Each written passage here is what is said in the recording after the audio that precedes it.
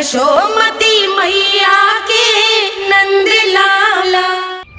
चोर, तेरा इतना साहस, मेरी आंखों के सामने तूने माखन चुराया। कान्हा,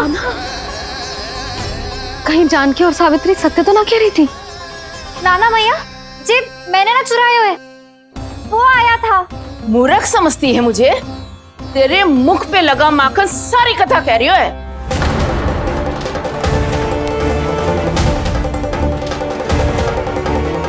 आपको धोखा हो रहा है मैया, मेरे मुख पर माखन अवश्य लगो है, पर जे मैंने ना खायो, वो आया था।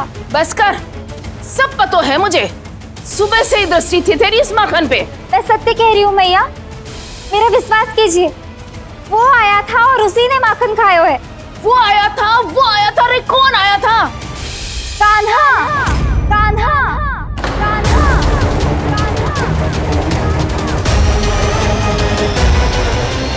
देखो मैं क्या लाई हूँ। इसके लिए पकड़े जाने का संकट क्यों उठाया तुमने? तू ही तो कहते है कि लोग कभी ना करना चाहिए।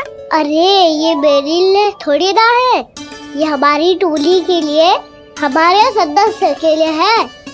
काहे भगवान महाराज?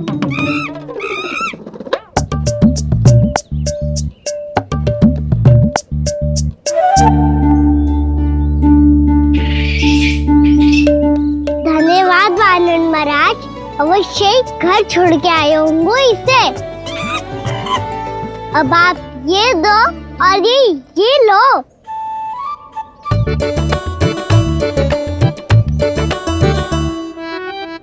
ये तो बहुत बुद्धिमान वानर है। बाल बराबर बज गया तो तनिक और भी न बुझा था तो बहुत कुटाई हो जाती। आपको शीघ्र ही कुछ करना होगा। सुलक्षणा चाची स्त्रियों की टोली बनाकर उस व्यापारी को अपना वचन देने निकल चुकी हैं। मैंने कहा था ना, सूर्यास्त होने से पहले आएंगे, सब आएंगी। क्या होगा तुम सबको? हाँ, कोई भी कछु समझने को तैयार ही ना है। वहां वो सुलक्षणा से सभी के साथ उस व्यापारी को वचन देने जा रही है, और यहाँ तुम दोनों मेरे लल्ला पर, गोकुल के राजकुमार पर माखन चोरी का आरोप लगा रही हो। नारायण ही जाने अब क्या होगा गोकुल की स्त्रियों का। नारायण ही जाने अब क्या होगा गोकुल की स्त्रियों का। क्या हुआ प्रभु? किस सोच में डूब गए आप? कुछ कीजिए ना।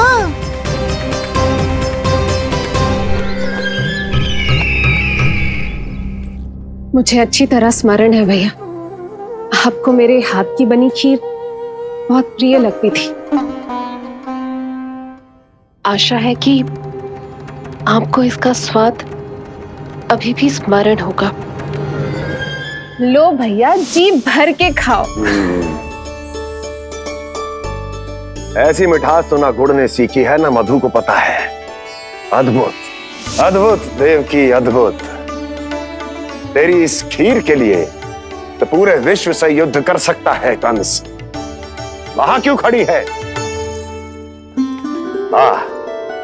खिला बहन।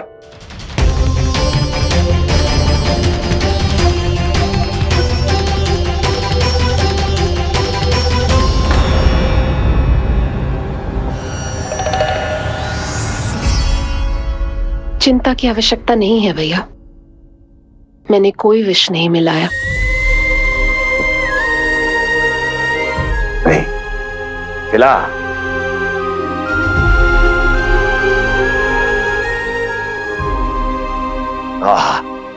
उत्तम, अति उत्तम। वैसे इतना प्रेम अपने इस दुष्ट भाई पर कैसे? क्या हुआ देवकी? कहीं तू भयभीत तो नहीं हो गई कंस से? या इस असहाय चूहे की दशा देखकर तुझे ये आभास तो नहीं हो गया कि अब कंस से बचना असंभव है? उस विष्णु अवतार का भी और उसके भक्तों का भी। जो असंभव को संभव और संभव को असंभव बना दे, वही तो है नारायण की लीला भैया। अरे देवकी, तेरा नारायण केवल कुछ असुरों की हत्या कर सकता है। उस असुर का क्या बिगाड़ेगा जो विकार बनकर उसी के भक्तों को भीतर से जकड़ ले। जो भक्त श्री नारायण की भक्ति में जकड़े हुए हैं, उन्हें नारायण इतनी सरलता से किसी विकार में नहीं पड़ने देंगे और ना ही उन्हें निराश होने देंगे।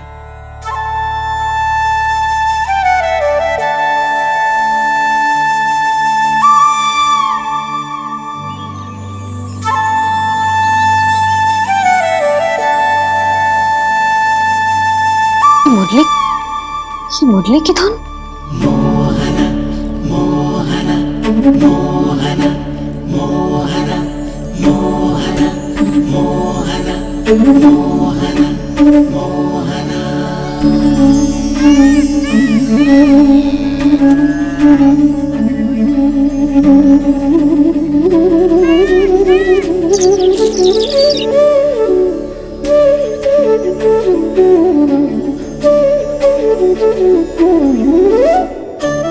सुमति, सुना तुमने? हाँ, कितना मनमोहक है जी।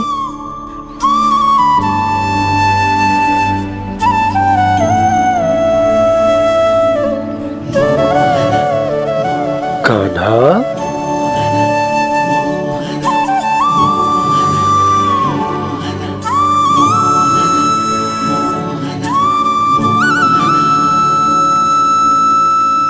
कैसी धुन है ये? कहाँ जा रहे हैं ये सब?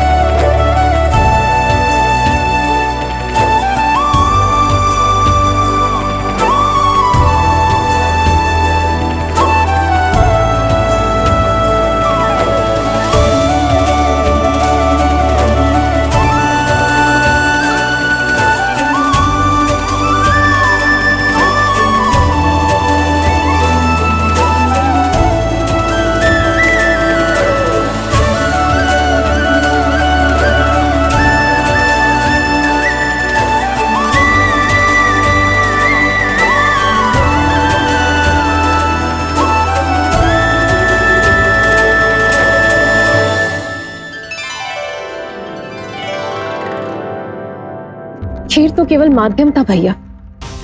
सत्य तो ये है कि मैं केवल आपको इतना बताने आई थी कि श्री नारायण अपने भक्तों को किसी न किसी तरह सही मार्ग अवश्य दिखाते हैं।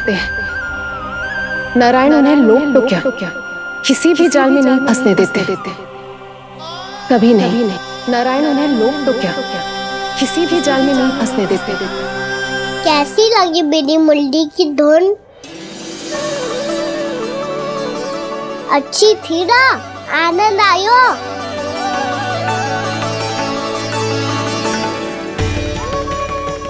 सच्ची में कान्हा, बहुत आनंद आयो।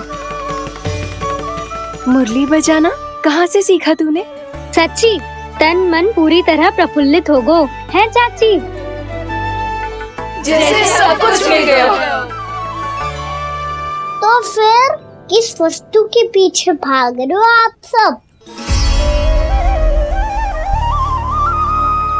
सब तो है आपके पास।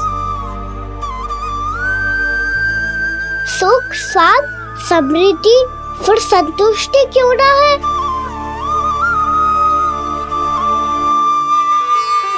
मेरा नन्हा सा कान्हा इतनी समझदारी की बात कर रहे हैं। अब जिस धन को पाने के लिए इतने आतुर वो आज मिलेगा तो सही, पर कल व्यय भी तो हो जाएगा। और यदि किसी ने बहुत प्रयत्न करके ढेर सारा धन एकत्रित भी कर लिया, तो जीवन के बाद वो उसे अपने साथ थोड़े ही ले जाएगा। इस धरती पर जन्म लेने वाले सभी प्राणियों की सारी संपदा, यहाँ तक कि उनका तन भी समय आने पर मिट्टी में मिल जाता है। आशीष पति आत्मा वो तो परमात्मा के चरणों में चली जाती है। मैया भी यही है, स्वयं पे नियंत्रण पाना पड़ेगा। ये सब मेरे बाबा समझाते हैं। मैं तो समझ गया, अब आप सब भी समझ जाओ ना तो क्या कान्हा? ना तो लोक का राक्षस जकड़ लेगा। सब झटक लूंगा।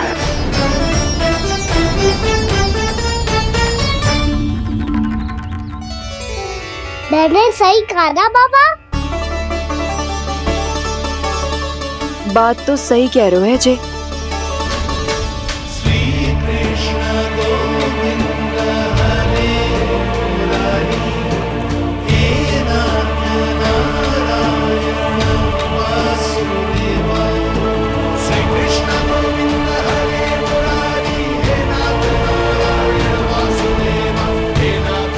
बस अब ये उस मार्ग पर चले जो प्रभु ने इन्हें दिखाया है, संतुष्टि का मार्ग।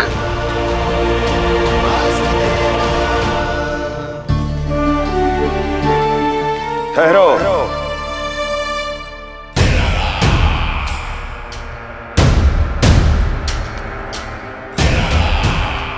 तो तेरे कहने का अर्थ यह है कि तेरा नारायण अपने भक्तों को मार्ग दिखाएगा और वो गोकुलवासी मेरे षड्यंत्र से बच जाएंगे।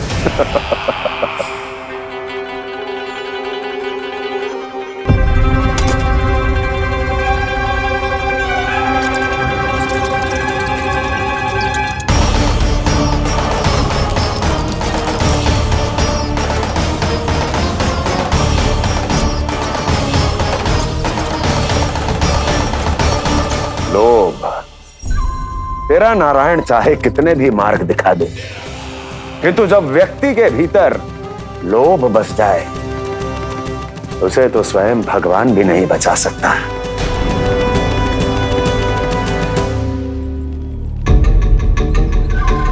व्यापारी जी सब वापस लौट कर आ रहे हैं।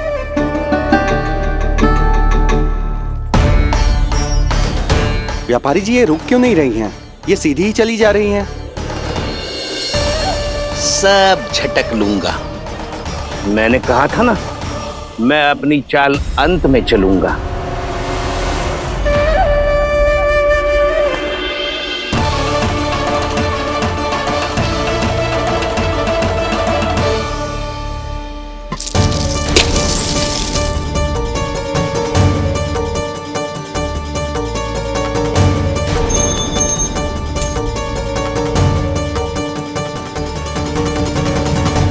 सिक्कों से भरे मटके यहाँ क्या कर रहे हैं?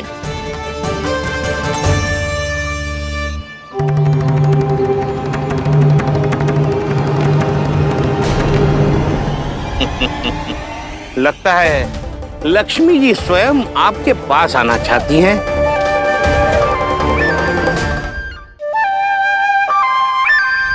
सब तो है आपके पास, सुख, स्वाद, समृद्धि, फिर संतुष्टि क्यों ना है?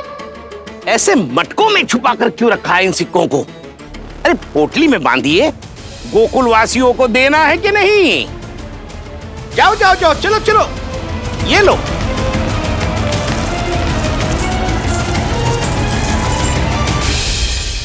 अवसर का लाभ उठाने को लोभ ना कहते, पर अवसर यदि हाथ आए और हम उसे गवा दे, इसे मूर्खता अवश्य कहते हैं। गोकुलवासी आपके साथ व्यापार नहीं करेंगे।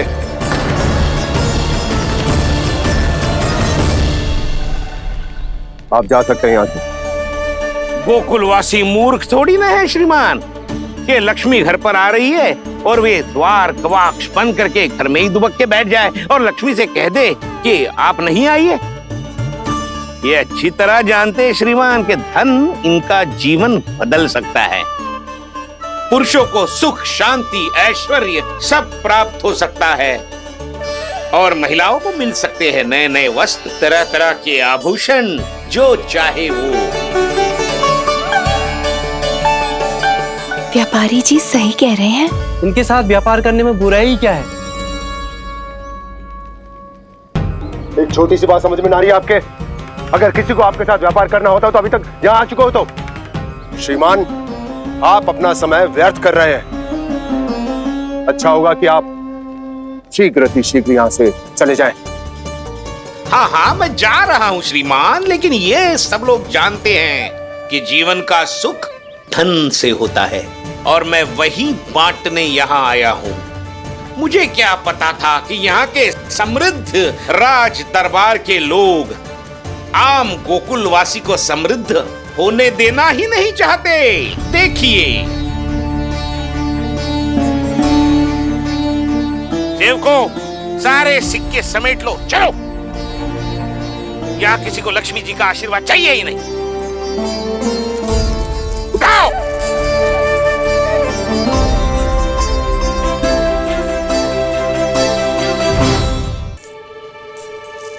नाना व्यापारी जी, हम आपके साथ व्यापार करने के लिए तैयार हैं। हाँ, हम भी तैयार हैं। सुलक्षणा? हाँ हाँ व्यापारी जी, हम दोनों भी तैयार हैं। हम सबको आपके साथ व्यापार स्वीकार है।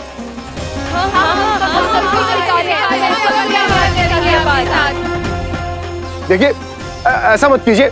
आप इस दूध की बातों में मत आइए, इसका जाल है। जाल ना, जो अवसर है। लाओ व्यापारी जी अग्रिम धनराशि। इतनी आसानी से नहीं देवी जी। आप सब लोग अपना निर्णय बार बार बदल रहे हो। मेरी सिक्कों की पोटली लेने के बाद अगर आपने अपना निर्णय बदल लिया तो? ना ना, हमारा निर्णय अब अटल है व्यापारी जी, अब ना बदलेगो जे। मैं कैसे मान लूं? कहीं जी हमारे साथ व्यापार करने से मना ना कर दे। कचू भी करके इन्हें विश्वास दिलाना पड़ेगा। हमने एक बार कह दिया तो अब हम पीछे ना हटेंगे व्यापारी जी। आप जो बोलेंगे हम वो करने को तैयार है। तो फिर लीजिए अपने आराध्य श्री नारायण के नाम की शपथ। आज से जितना भी दूध, दही, घी, माखन आपके यहाँ उत्पन्न होगा वो आप सिर्फ मुझे और केवल मुझे ही देंगे। नहीं सुलक्षणा, मैं श्री नारायण को साक्षी मानकर जब प्रण लेती हूँ कि आज से जितना भी दूध, दही, माखन मैं बनाऊंगी वो केवल आपको ही दूंगी।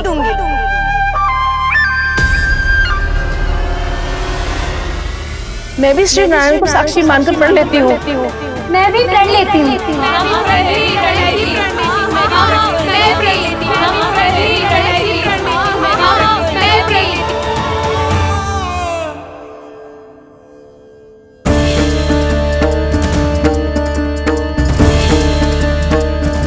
गाँव वालों को समझाने के चक्कर में बहुत बड़ी भूल कर दी मैंने। बाबा सहायता करो ना। लगता है मैया को संदेह हो गया है। मैं ना चाहता मेरा सत्य सामने आए। बाबा!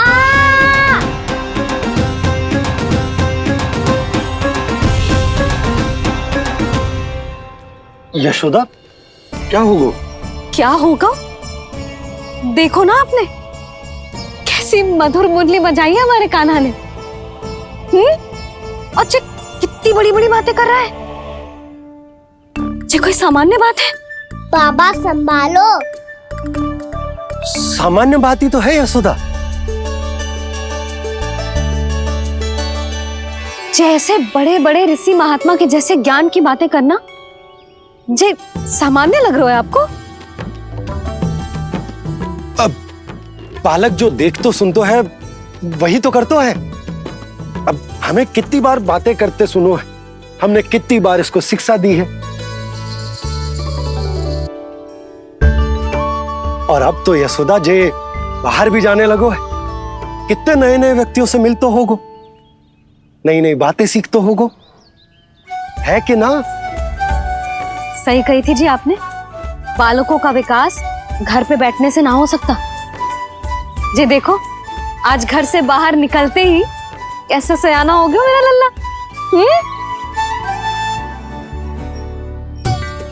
इन सब की तो मत ही मारी गई है, जो मेरे इतने समझदार लल्ला को माखन चोर बनाने पे तुली हुई है सबकी सब। क्यों रे, इतनी शीघ्र इतनी बड़ी बड़ी बातें करने लगो तू? बड़ा भी तो हो रहा हूँ मैया। बहुत बड़ा हो गया है ना तू। अब चल घर चल के मुझे बता और क्या क्या सीखा है तूने। तू तो बचको का ना, पर इन गांव वालों का क्या होगा? मेरा कार्य मार्ग दिखाना था बाबा। अब वो कौन सा मार्ग चुनेंगे ये तो उन्हीं पर निर्भर है।